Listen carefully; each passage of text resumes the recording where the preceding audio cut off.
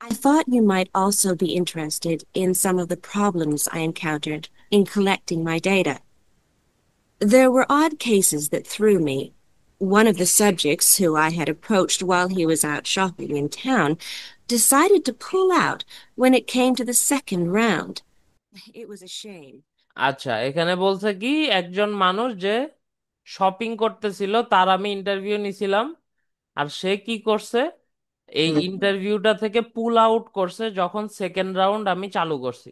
অর্থাৎ second round যখন আমি চালু করছি তখন সে ডিসাইডেড টু স্টপ পার্টিসিপেটিং। আমাদের 37 নাম্বার অ্যান্সার হচ্ছে বি।